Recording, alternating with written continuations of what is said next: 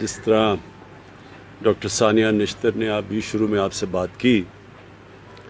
کہ یہ کوئی جو ہم پروگرام کر رہے ہیں آپ کے اوپر کوئی احسان نہیں ہے، یہ حکومت کا فرض ہوتا ہے کہ اپنے اس طبقے کو جو کمزور ہے، جو مشکلوں میں ہے، یہ ہمارا فرض ہوتا ہے کہ آپ کی حمایت کریں، آپ کی مدد کریں، بچوں کے لیے آپ کی جو تعلیم ہے اس میں مدد کریں۔ ایک انشاءاللہ آپ سب کو، سارے خاندانوں کو ہیلتھ کارڈ دیں گے، جو سارے علاقے میں اب ہیلتھ کارڈ آئے گا۔ ہیلتھ کارڈ کا مطلب کہ ایک آپ کے خاندان میں 7.5 لاکھ روپے تک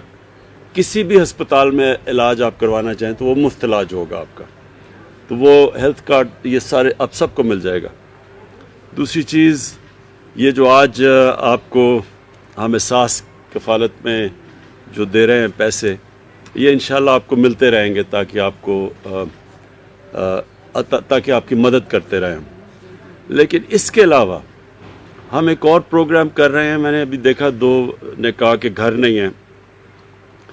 ایک اخوت ایک بڑا زبردست کام کرنے والا NGO، ان کے ساتھ ہم مل کے ہم نے ابھی تک سب سے کمزور طبقے کے لیے ان کی مدد کی ہے گھر بنانے پہ، تو وہ انشاءاللہ وہ ہم پھیلاتے جا رہے ہیں۔ ایک ہماری نیا پاکستان ہاؤسنگ ہے، وہ بھی ان لوگوں کے لیے، مزدوروں کے لیے جو کبھی اپنا گھر نہیں خرید سکتے، اور دوسرا بھی ہے، انہوں نے کہا کہ ہم 8,000 کرایہ دیتے ہیں، تو انشاءاللہ ہم ایک ایسا سسٹم لے کے آ رہے ہیں کہ بجائے کرایہ دینے کے وہی پیسہ قسطوں میں چلا جائے گا اپنے گھر کے لیے، تو وہ آپ کا بجائے کرایہ دینے کے وہ قسطیں جا کے اور آخر میں گھر بھی آپ کا اپنا ہو جائے گا۔ تو وہ اس کے اوپر بھی ہم پوری کوشش کر رہے ہیں، وہ پروگرام ہمارا شروع ہو چکا ہے، تو نیا پاکستان ہاؤسنگ، اور ساتھ ساتھ نیچے بالکل جو اخوت ہے اس کے ساتھ جو مل کے ہم ابھی تک 5 ارب روپے ان کو 3.5 ارب روپے دے بیٹھے ہیں، مسلسل آگے 10 ارب روپے دیں گے تاکہ وہ بالکل جو مستحق لوگ ہیں ان کو قرضے دیں سود کے بغیر، تاکہ وہ اپنا گھر بنا لیں۔ اس کے علاوہ جو ہماری کوشش ہے کہ ہم نوکریاں آپ کے لیے مدد کریں گے، نوکریاں دینے کے لیے، نوکریاں نہیں، اپنی بزنس کرنے کے لیے، اس کے لیے بھی یہ احساس پروگرام پورا ڈاکٹر ثانیہ نشتر آپ کو بتائیں گی کہ کیسے مدد کر سکتے ہیں آپ۔ مثلا سلائی مشین لے لیں یا کوئی چھوٹی دکان لگا لیں، اس طرح کی بھی پوری ہم کوشش کر رہے ہیں کہ اس سارے جو آپ کی طرح کے لوگ جن کے لیے گزارا کرنا مشکل ہے، آپ کی کس طرح ہم مدد کی جائے۔ اس کی جو سب سے جو ڈاکٹر ثانیہ نے بات کی کہ جو ہم آپ کے اندر یہ پیسے بانٹ رہے ہیں، کیش ڈسٹریبیوٹ کر رہے ہیں، یہ جو 12,000 روپے آج آپ کو ملے گا،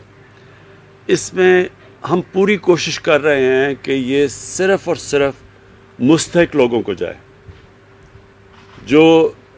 اس ہمارے پروگرام کو جب ہم نے لسٹیں دیکھی تو اس میں بہت سے ایسے لوگ تھے جن کی پہلے نوکریاں تھیں، جو اس کیٹیگری میں آتے نہیں تھے۔ مثلا گورنمنٹ سرونٹس تھے تو پہلے 8,20,000 وہ گورنمنٹ سرونٹ جو بالکل نہیں تھے ان کو نکالا گیا، اور اب پھر آپ نے 20,000 لوگ نکالے،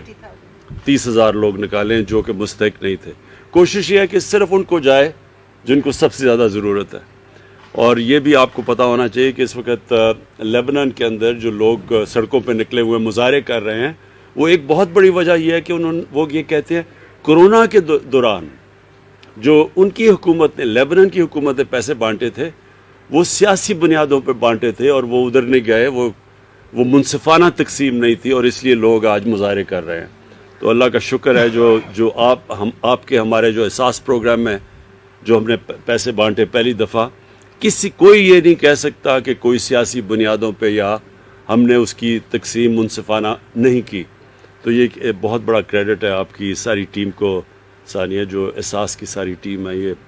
بہت بڑا کریڈٹ جاتا ہے کہ کہیں سے بھی آواز نہیں آئی کہ جو پیسے کی تقسیم کی گئی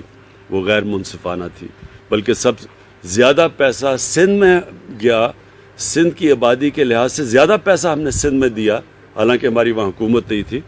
صرف ہم نے کیونکہ میرٹ کے بنیاد پہ کیا کہ جدھر ضرورت زیادہ تھی، جدھر غربت زیادہ تھی. تو انشاءاللہ وہ ابھی بھی جو آپ دیکھیں گے کہ جو اب ہمارا دوسرا فیز شروع ہو رہا ہے آج، اور ہم نے 70 لاکھ لوگوں میں، 70 لاکھ خاندانوں میں آج سے ہم پیسہ بانٹنا شروع کر رہے ہیں. تو انشاءاللہ آپ دیکھیں گے کہ پوری ہماری کوشش ہے کہ اس کی بالکل ایک منصفانہ تقسیم ہو،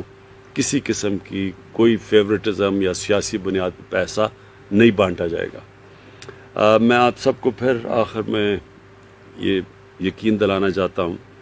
کہ ہماری ذمہ داری ہے اس حکومت کی کہ آپ کی مدد کی جائے، آپ کی بنیادی ضروریات پوری کی جائے، اور یہ جو ہمارا احساس پروگرام ہے یہ بڑھتا جائے گا. اس میں انشاءاللہ ہم اور چیزیں بھی لاتے جائیں گے. جدھر جدھر ہم دیکھیں گے کہ مثلا آپ کے بچوں کی تعلیم ہے اور آپ نہیں دے سکتے تو تعلیم میں کیسے مدد کریں.